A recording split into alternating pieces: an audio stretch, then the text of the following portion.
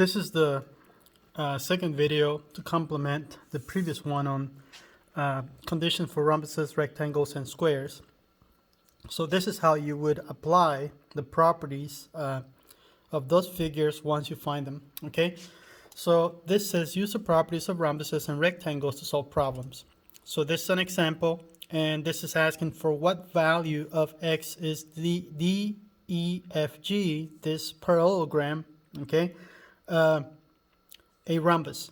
Okay, so if it's to be a rhombus, let's look at the notes from the previous lesson.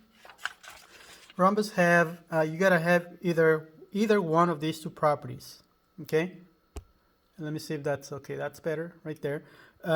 Either diagonals are perpendicular or diagonals bisect opposite angles.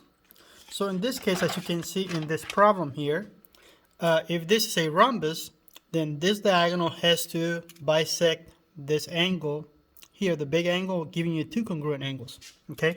So we are going to use that property.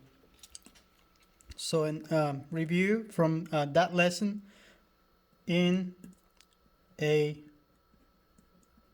rhombus, diagonals bisect, okay, opposite angles.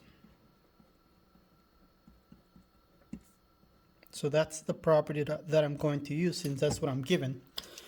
So what that means is that, let me just add some points here. So this is D, okay, this is E, this is F, vertex F, and this is vertex G. Well, not vertex F, I'm sorry, that's this point here is point F.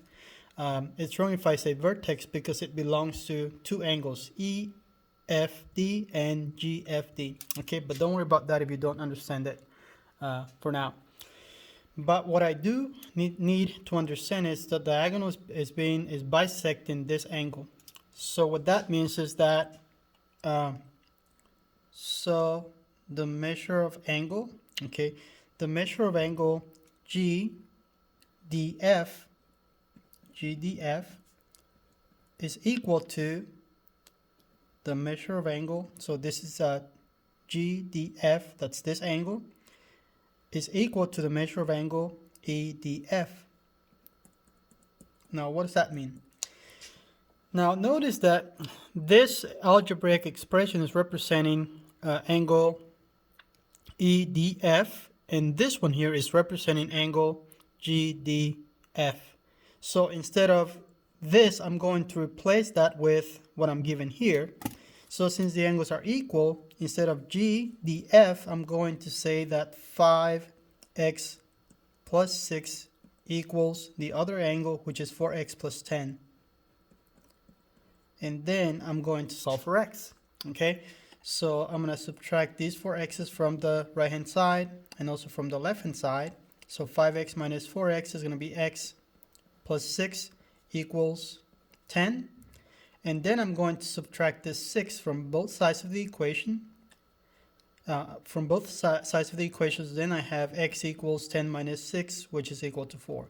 So for which value of x is this figure a rhombus? For x equal to 4. Okay? All right. Bye-bye.